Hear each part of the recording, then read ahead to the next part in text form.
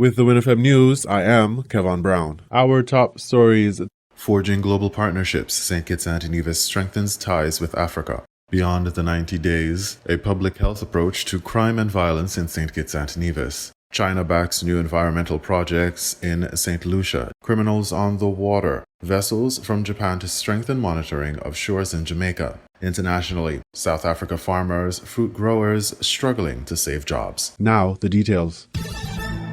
On April 9th, 2025, during a recent broadcast of In Focus, the Honorable Samuel Duggins, Minister of Agriculture, shared insights into the nation's strategic engagement with West Africa following his participation in the Afro-Caribbean Investment Summit, ACSIS 2025. The summit in Abuja, Nigeria, brought together leaders from various sectors to explore collaborative opportunities and highlight shared cultural and economic aspirations. Robertine Webb, the Director of Creative Economy, emphasized the knowledge gained from the summit.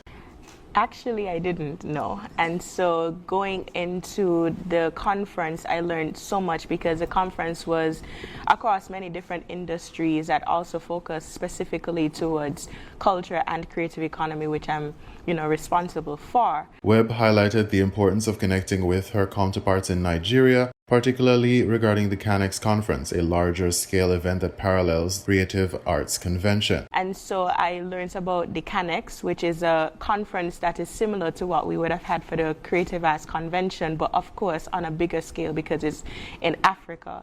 And so I was able to connect with the minister responsible for culture and the creative economy, and also some entities and institutions. And, when I thought about it, of course, there are ways that we can partner, but there are ways that we can export talent. Webb reflected on the potential of exporting talent and nurturing partnerships closer to their cultural roots. We always look at, the USA to be our go-to for global success, whereas we can connect with our motherland, which is the largest continent, and basically put our export, and because we have so many similarities, especially in terms of our music, the way we dance, the fashion. She noted that the discussion held during the summit could lead to fruitful collaborations as both regions shared cultural treasures. The broadcast host, Ian Richards, inquired about Webb's expectations from the conference. She candidly admitted Minister Duggins added his perspective on the potential market in Nigeria. The truth is, unsure. I was just thankful for the opportunity. I was eager to learn, eager to network, because believe it or not, more than the networking is one of your biggest resources. And I must say one of the successes coming out of this conference was the network that we have connected with. Trust me, from the finance level, from the creatives level, there are persons who attended the conference who were just in media, who wanted to connect with persons, our local creatives, in terms of music distribution, in terms of just creating music on a whole, because they want to connect with their fellow relatives. Now, going into the conference, I largely thought about the areas, of course, nationally, but more so under my remit, and how we could advance those towards a more successful and sustainable future, especially areas like agriculture and the creative economy. He pointed out that Nigeria boasts a population of over 250 million, providing a significant market opportunity. With a population of over 250 million persons, I saw that as a viable market for our 50,000 to be able to export to.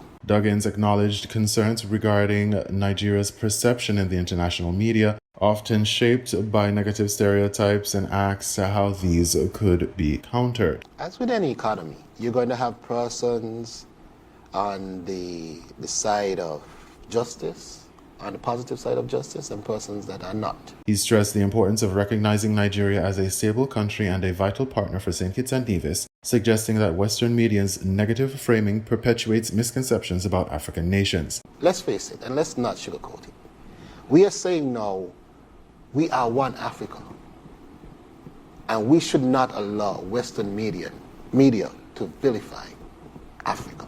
Notably, the collaboration across political lines to advance geothermal energy initiatives was highlighted as a significant focus area. And here we have the political divide unified on saying We believe the same thing, and we want to drive that forward. When discussing the impressions made during the summit, Webb expressed her delight in discovering cultural parallels, including a unique aspect of their cultural exchange in which dancers also played instruments. I enjoyed the conference, especially when they had the cultural, exhibition. There were, again, similarities. So there were drumming and dancing happening, but one thing that we don't do, which I found it, very, okay, we could probably take a piece of it from them. The dancers actually turned into drummers as well. So like we know in our djembe drummers and Okola dancing, they had that. But one part that was very unique was that the dancers became drummers as well. Their hospitality was off the chain, even down to the hotel. It was something I never expected and something I've never experienced. So their hospitality is something I think we can also learn from in terms of our tourism, product. The visit opened up the potential for St. Kitts and Nevis to engage more deeply with Nigeria and the region, reaffirming a commitment to foster partnerships that recognize shared heritage and mutual benefits in agriculture and the creative economy. As Webb noted, while the summit initially presented uncertainties, it culminated in significant achievements and learning opportunities that left both leaders optimistic about future collaborations between the two regions. The government of St. Kitts and Nevis recently held a media conference titled Beyond the 90 Days, Building a Safer Future. Hans Richards, a local public health researcher, delivered a stirring presentation on addressing crime and violence through the lens of public health. The approach parallels methodologies used in controlling infectious diseases, as Richards articulated the importance of treating crime and violence as epidemics affecting the community. Richards' presentation compared contagious diseases such as COVID, dengue, and yellow fever, emphasizing the need for prevention, intervention, and community awareness. So my task this evening is to explore an innovative and provocative approach to understanding and addressing crime and violence in our society, treating it as if it were an infectious disease. Just as we respond to outbreaks such as COVID, dengue, and yellow fever, with prevention, intervention, and community awareness, we can apply similar principles to the epidemic of crime and violence. Imagine if we could identify the social, economic, and psychological pathogens that contribute to the criminal behavior, isolating and addressing them before they spread. He illustrated how social, economic, and psychological factors can act as pathogens contributing to criminal behavior. Hans stressed the importance of identifying and isolating these issues before they spread further throughout the community. During his address, Richards highlighted that the nation has lost 412 individuals to violence over the past 2 decades, which amounts to a tragic loss of nearly a generation. Basically 9 to 1,000 young men within a 20-year span to almost a generation. So we basically have lost a generation. Revealing the profound impact of crime on the nation's youth. He detailed how crime, like infectious diseases, has clusters in particular areas, primarily urban centers like Bastia, and discussed how the spread of violence can be monitored and addressed. The researcher has also shared data regarding the consequences of violent crime, particularly on the youth. So we have increased risk of violent offenders. We have poor academics, because if you're in an environment where there's always gunshot and all you're hearing is gunshot, you'll be traumatized, and so you won't have time because you'll be wondering if it's your next, etc. We have increased depression, social ideation, and suicide attempts. All right, that's very frequent. The call for protecting children emerged as a crucial point in his argument, as he detailed the detrimental effects of trauma and social neglect on their development, highlighting that neglected youth are more susceptible to gang affiliation. Richards emphasized the role of public health as distinct from traditional medical practices. Public health deal with everyone. All right, so whether you're sick, whether you're not sick, if it's psychological, if it's mental, if it's physical, if there's they're starving from whatever the case may be, whether it's crime and violence, be domestic or otherwise. So public health utilizes the truth to treat the whole community. Underscoring the need for a collective approach to tackle societal issues rather than only focusing on symptoms of illnesses. He referenced the COVID-19 pandemic as a successful model where community involvement and adaptive norms played crucial roles in curbing its spread. Richard's presentation focused on the recently initiated 90-day campaign to combat crime. This initiative aimed to integrate insights from public health into crime prevention strategies. So we started what you call the 90-day campaign. And within that 90-day campaign, we visited basically all the communities. Some persons participated, some did not. The campaign involved extensive community outreach to gather data and create actionable strategies. Feedback from community members indicated that family issues, job opportunities, and peer pressure were significant contributors to local violence. Toward the end of his presentation, Richards stressed the importance of sustaining these efforts. How do we sustain it? We need finances, we need NGO support from different NGOs. Put up your hand and say, you know what, I can do this, I can help 2 children, I can help 3 children. You don't have to be a millionaire to support a child going to school. Make sure they have their books, their clothes, etc. You can make a big difference. Urging the public to actively support at-risk children and communities. Finally, he called for unity in the fight against violence. It's not a political issue, it's not a police issue, it's not my issue, it's not your issue, it's our issue. Public health has no friend, public health is everybody. So we need to pay attention to that. He concluded with a hopeful vision for St. Kitts and Nevis to evolve into the safest nation in the Caribbean, emphasizing that collective action and a public health perspective were essential to this endeavor. Richards aims to engage the public further in the transformative mission ahead, reinforcing that the success of addressing crime and violence relies on the shared responsibility of all citizens. In regional news, China backs new environmental projects in St. Lucia, DBS St. Lucia reports. As the world marks a decade since the signing of the Paris Agreement, St. Lucia is taking new steps toward climate resilience. On Friday, the St. Lucia China Friendship Association received a check to fund a new project modeled on China's Zero Carbon Island initiative, reinforcing the island's commitment to sustainability. The project aims to tackle the growing impacts of climate change by protecting natural resources and advancing the country's sustainable development goals.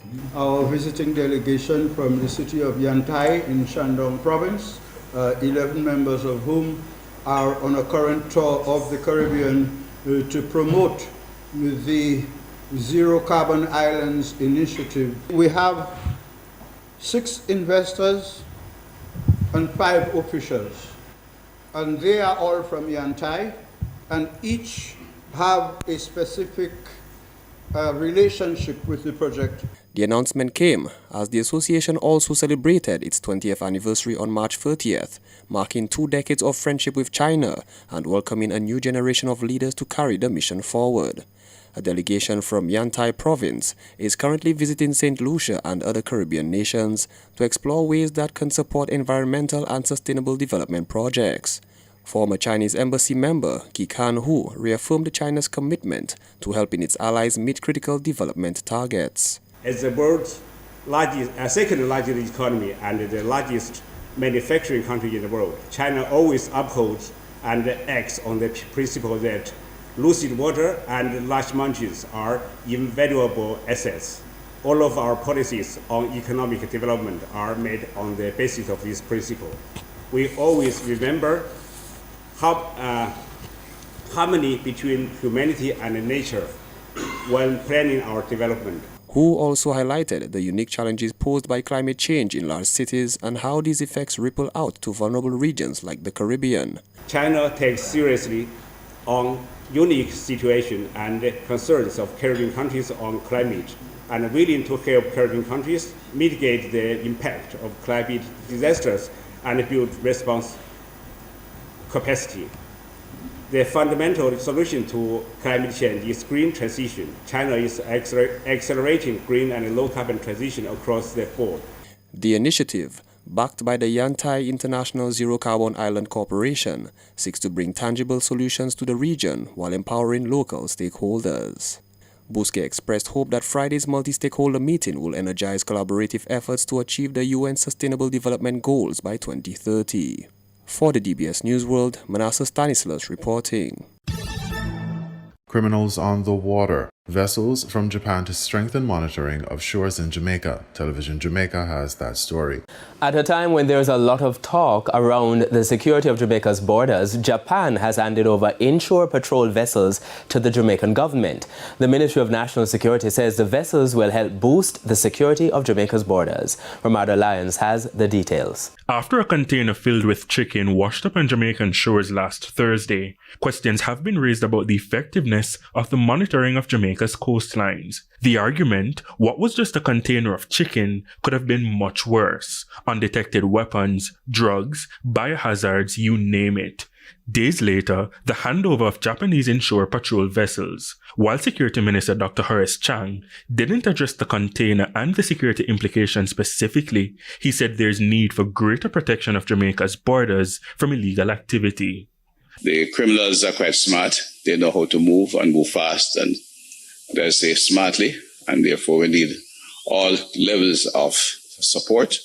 Our ocean-going patrol vessels are critical, and they're supporting air patrol, they're supporting coastal radars. But in keeping close to shore, we have to work collaboratively with our police force, or maritime police, and therefore the synergy at that level is critical to intercepting these criminals once they get near to our coastline. Dr. Chang says criminals on water often escape the radar of law enforcement. Therefore, he argues that the donated vessels will play a crucial role. The criminals who have fast boats, they are geared for this kind of activity. And of course, when they get closer to shore, they sometimes get below both the radar, ocean-going patrol vessels, and moving rapidly. We need more assets on the coastline to intercept them. They know where to go and then where to plan their nefarious activity. Jacqueline Green-Scarf, Assistant Commissioner of Police, says the vessels are a powerful demonstration of the mutual ties between Japan and Jamaica. She says the police's ability to protect Jamaica's maritime domain will be strengthened. They will serve as another layer of protection for the people of Jamaica, fortifying our shared mission to ensure a safe and secure society. She says Japan has also fortified policing on land. Late 2024, the government of Japan donated 27 new service vehicles to the Jamaica Constabulary Force through the Japan International Cooperation Agency. She says this has assisted in the deployment of personnel in key areas. Ramarda Lyons, TVJ News. We now bring you these international reports. Another successful sale for Cedric Millardo at his auction house in Paris. He says business is steady for now, despite a slump in the global art market. Last year, the value of art sold at high-end auctions plunged 33%. Cedric worries US tariffs could be an additional blow. With US tariffs, we have less Americans taking part in our auctions. Trump's decision is recent, but until now the art market was protected with a sort of duty-free for art, but we don't know what will happen now. The wars in Gaza and Ukraine, as well as high interest rates, are fueling that uncertainty. This expert says art collectors are playing it safe and diversifying their portfolios. When the anticipation is that the value will probably decrease in the next months or in the years to come, people will probably think twice before buying some more art. While auction sales have been hit hard, the primary market's proving more resilient. Art Paris, one of Europe's largest international art fairs, remains a vibrant hub for collectors. Prices here are more accessible. Although there are some very expensive works, it's still a place where people can afford to buy. While auction sales have fallen globally, gallery sales are a different market. They have also slowed down, but they have not stopped. Sales may be down, but enthusiasm for art in Paris is up. A fair elsewhere in the city that showcases drawings has attracted crowds of visitors. Of course, art isn't only about investment, it's also about creating or owning a work that can inspire and bring joy. Artist Christelle Thea channels her passion for hats into her work. To be an artist is to be free. We have the freedom to create whatever we want, and even the market can be low. We still continue to carry on to draw. Experts suggest that the art market could improve this year, with auction houses offering more affordable lots and galleries embracing collaborations to reduce costs. Investor confidence is still fragile, but optimism is beginning to fill in the picture. Natasha Butler, Al Jazeera, Paris. Argentina sealed a $20 billion deal with the International Monetary Fund on Friday and dismantled key parts of its years-long currency controls, loosening its grip on the peso. The IMF will disburse $12 billion by next Tuesday, while the other $2 billion will be available in June. The South American nation's central bank announced it would undo a fixed currency peg from Monday. That will let the peso fluctuate freely. Companies from this year will also be able to repatriate profits out of the country. That's been a key demand from businesses that could unlock more investment. President Javier Milei addressed the nation in a televised speech on Friday. He stated that Argentina was in a better position to withstand external turbulences. However, the IMF staff report on the deal warned the downside risks remain elevated.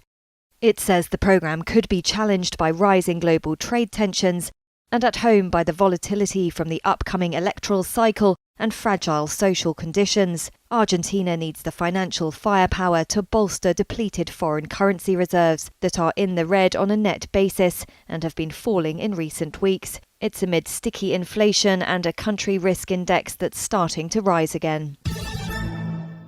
The heart of South Africa's citrus industry is spread across hectares of land in the Western Cape province. It's here that thousands of people grow, pick and pack oranges, lemons and other fruit for export internationally. But there's a lot of uncertainty right now. While the US has paused its 30% tariff on goods from South Africa, farmers are still facing a newly imposed 10% trade tax. We can only ship to Europe, UK and on the USA because our ships don't go to the Middle East and the Far East on a regular basis. So we've been painted into a corner of the Western Cape. So to dispel the myth, you can pack up and move your markets. You don't move 25 years of supply chain experience. Although only 6% of South Africa's fruit exports go to the US, it's an important market. The citrus growers here sell 7 million boxes to US buyers every season. When shipped from Cape Town, a 15-kilogram box of fruit is sold for $14. The 10% tariff means when it reaches the US, it will cost more than $15. Farmers say that 10% tariff can be shared between the farmer, service provider and supermarkets. But a 30% tariff would have to be borne by the farmers alone, they say, as others in the supply chain won't share the costs, which could mean total losses for the industry of more than $18 million a season. Higher duties would have dire consequences for this community. The tariff dispute trickles down to people like this, who depend on services provided by the farms. Now, this daycare and after-school program is funded by a fair trade agreement supported by US supermarkets. Without that money, programs like this shut down. And 35,000 people could be out of a job. Leon Mugape has been in the citrus industry for 26 years and has worked his way up to a managerial position. The citrus industry in this valley is very important for us as a community because we are a poor community, but it benefits us a lot. Van der Merwe says any produce shipped to the US now will be sold, but if President Donald Trump changes the tariffs again, it will jeopardize exports and livelihoods in the months to come. Famida Miller, Al Jazeera, Citrusdal, South Africa. A U.S. immigration judge has ruled that the student, Mahmoud Khalil, who led pro-Palestinian protests at Columbia University in New York last year, can be deported.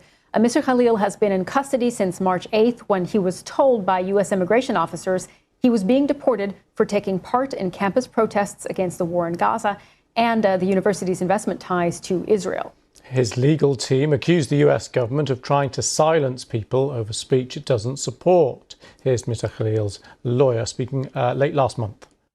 This is a case where the United States government has created a policy targeting Palestinian activists and specifically Mahmoud Khalil for arrest, detention, and potential removal because the United States government disagrees with its constitutionally protected right to dissent from U.S. foreign policy. Well, this all comes as universities are coming under increasing pressure by the Trump administration as it seeks to reshape the higher education system. The latest developments on Thursday, the Wall Street Journal reported the Trump administration is looking into an arrangement that would put Columbia University under a consent decree, which would legally bind the school to follow federal guidelines in how it combats anti-Semitism. The university has already agreed to some of Trump administration's demands for reforms after it pulled $400 million in federal grants and contracts over allegations of anti-Semitism. It's important to say that Columbia University is alone here. In March, the Trump administration sent letters to 60 higher education institutions. It said we're facing potential enforcement actions for what it described as a failure to protect Jewish students on campus. Earlier this week, the White House announced it was freezing more than $1 billion in federal funding for Cornell University and almost $800 million for Northwestern University while it investigates alleged civil rights violations. You were listening to the WINN FM 98.9 newscast. Our top stories were: forging global partnerships, St. Kitts and Nevis strengthens ties with Africa. Beyond the 90 days, a public health approach to crime and violence in St. Kitts and Nevis. China backs new environmental projects in St. Lucia. Criminals on the water. Vessels from Japan to strengthen monitoring of shores in Jamaica. Internationally, South Africa farmers, fruit growers struggling to save jobs. Thank you for listening.